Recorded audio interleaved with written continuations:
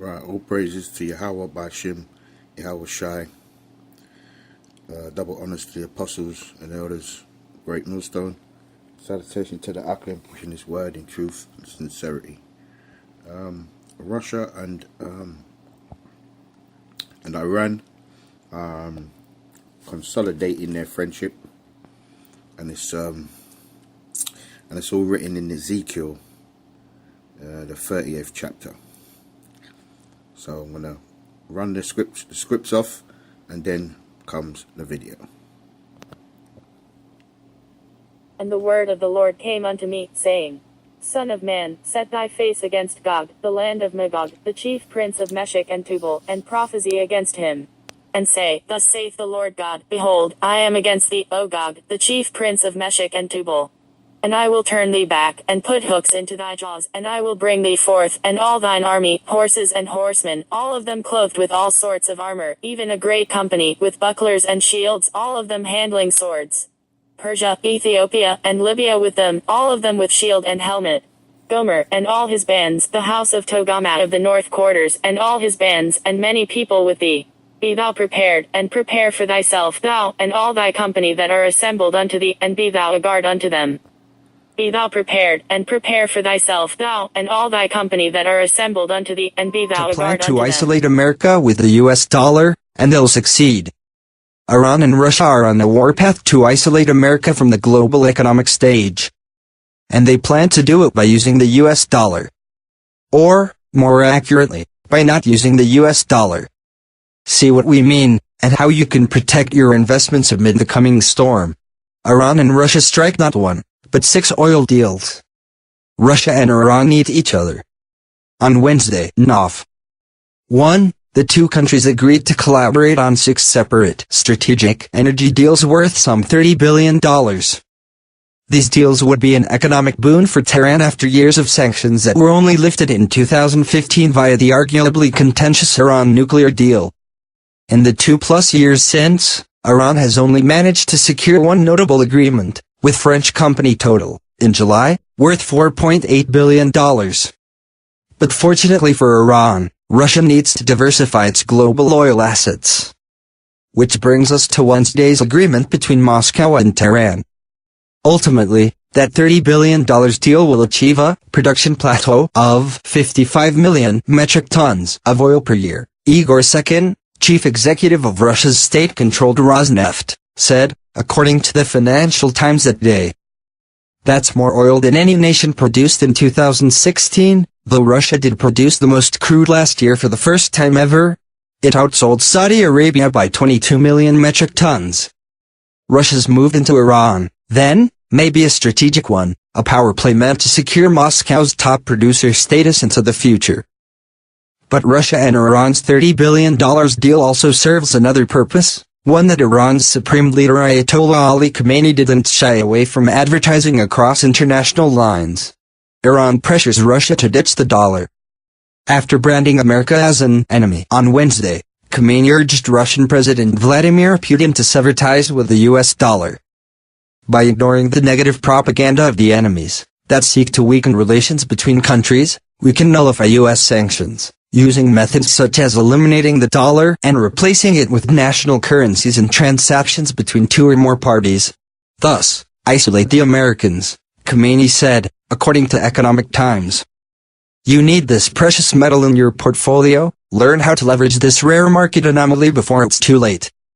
The Supreme Leader's ominous suggestion didn't elicit public agreement from Putin, but the Russian leader did condemn U.S. President Donald Trump's unilateral stance on the Iran nuclear deal, that it was the worst deal ever negotiated. Putin said that Moscow opposes any unilateral change in the multilateral nuclear deal, the Washington Post reported on Wednesday. But Putin didn't go any further with his America bashing, yet. So it's safe to assume that Khamenei's suggestion this week was meant to be more of a public performance of sorts. To let American diplomats know that Russia and Iran will support one another should the United States one day nullify the Iran deal, and that they have the will and the means to disrupt America's leadership in the global economy. That's because a successful Russia-Iran dollar ditch would set in motion a domino effect that could see the greenback overtaken as the global standard in oil deals. a crushing blow to the U.S. economy. Here's how it could play out. If Iran and Russia give up the greenback, others will follow. Make no mistake, Iran and Russia are capable of starting a global movement away from the dollar.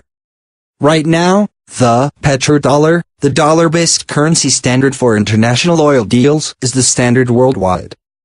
It's been that way since former U.S. President Richard Nixon struck a deal in 1974 with Saudi Arabia, chief oil exporter to the world then and, for the most part, now. A move away from this standard, however, would invite other nations to follow suit, which would result in exactly the kind of isolation that Khomeini discussed this week. Iran is not the only nation considering this move at present. China is actively working to compel Saudi Arabia to trade oil in yuan instead, which would make the standard oil currency petro-yuan. And the impact of replacing the petrodollar with petro-yuan overall would seriously injure the U.S. economy as a whole. Moving oil trade out of dollars into yuan will take right now between $600 billion and $800 billion worth of transactions out of the dollar, Carl Weinberg, chief economist and managing director at High Frequency Economics, told CNBC on Monday. This would mean a stronger demand for things in China, whether it's securities or whether it's goods and services. It is a growth plus for China, and that's why they want this to happen, he added. A growth plus for China, and a massive loss for America, that is. This scenario isn't far-fetched. Venezuela already switched over to petro-yuan on September 13th. Never miss a single update on oil and gas again. Get real-time alerts sent to your inbox, completely free, here. If Iran and Russia follow through with Khomeini's scheme, joining Venezuela's recent dollar ditch, then further support from China and even Saudi Arabia could follow close behind, excluding the US dollar from trillions in trade. And it all stems back to Washington's fraught relationship with Tehran. American oil companies will be left out in the cold.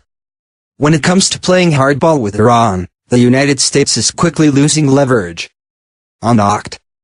16, Money Morning global energy strategist Dr. Kent Moores, a 35-year expert in global oil and gas policy and emerging market economic development, wrote about the deleterious future outlook of a resanctioned Tehran, particularly how it would affect average investors in the United States. Kent wrote that such a future would give OPEC greater ability to exceed their production cap without depressing overall price. We all see what happens whenever OPEC does that. Gas prices skyrocket and put a dent in our wallets.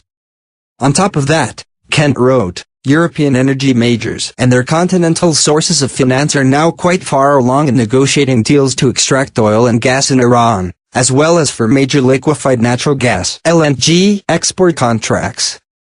This is to say that energy companies across the Atlantic would still pursue oil deals with Iran, regardless of America's stance toward the Middle Eastern nation, because they're already well underway.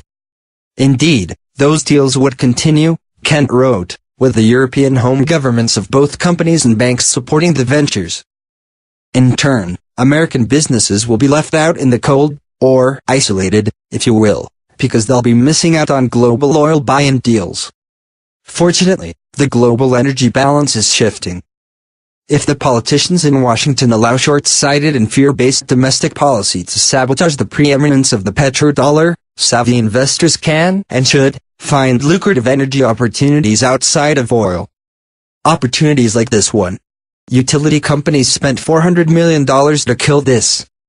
It can power your car, heat your home, and even run entire factories. This special fuel is harvested in most parts of the world, and there's enough to power the planet for 36,000 years. Yet DC lobbyists made $400 million preventing it from going mainstream. See why tech companies are investing millions in this fuel. Putin, in Iran for talks, offers support for nuclear deal. Tehran, Iran. Russian President Vladimir Putin on Wednesday strongly backed Iran and its nuclear deal with world powers, saying Moscow opposed any unilateral change to the accord after U.S. President Donald Trump refused to recertify it. Putin made the comments on a one-day trip to Tehran for trilateral talks between Azerbaijan, Iran and Russia, a meeting largely focused on improving road and rail links to the neighboring countries on the Caspian Sea. However, the nuclear deal loomed large as Putin met with both Iranian President Hassan Rouhani, who easily won re-election this year after securing the atomic deal, and Supreme Leader Ayatollah Ali Khamenei, who has the final say on all state matters. "We oppose any unilateral change in the multilateral nuclear deal," Putin said while meeting Khamenei, according to a statement from the Supreme Leader's office. "We oppose linking Iran's nuclear program with other issues including defensive issues." Moscow has stood by Tehran, while Trump has refused to recertify the nuclear deal between Iran and world powers, including Russia. The other parties to the accord, Britain, China, France, Germany and the European Union, have also urged Trump to stay in the deal. The U.S. Congress now will make a decision regarding the 2015 nuclear deal, in which Iran agreed to limit its enrichment of uranium in exchange for the lifting of economic sanctions. In recent days, lawmakers have targeted Iran with new sanctions over its ballistic missile program, which wasn't included in the deal, but which American officials say violates the spirit of the accord. Khamenei praised Putin's strong character. Because of this reason, it is possible to have logical dialogue and cooperation with Russia as a big power about big jobs that require determination and effort, the Supreme Leader said. Russia and Iran have a complicated history. Many still remember how Russia, alongside Britain, invaded and occupied Iran during World War II to secure oil fields and allied supply lines. But while Britain withdrew, Russia refused to leave, sparking the first international rebuke by the nascent UN Security Council in 1946. During the Soviet occupation of Afghanistan, Iran allowed refugees into the country and backed Mujahideen rebel fighters, as did the US and Saudi Arabia. While Gulf Arab states sought the protection of the U.S. after the 1991 Gulf War, Iran tilted toward Russia. Russia has supplied surface-to-air missiles to Iran, and helped it to build its first nuclear power plant, in the southern port city of Bushehr, which went online in 2011. The two countries are now partnering in the construction of 2 more nuclear reactors at the site. Russia and Iran have both provided crucial support to President Bashar Assad's forces in the Syrian civil war, something Rouhani praised during his meeting with Putin. Iranian and Russian cooperation has had a great impact in fighting terrorism in the region, Rouhani said, according to a statement from his office. The joint cooperation and consultations are very important in the final stages too. Iran allowed Russia access to its air bases last year to bomb targets in Syria. But that struck a nerve in Iran, whose constitution bars foreign militaries from having bases in the country. Russia has reached out to Saudi Arabia in recent weeks, promising weapons systems and other investments to the ultra-conservative Sunni kingdom. That too has raised eyebrows in Shiite Iran, which is the kingdom's Mideast rival.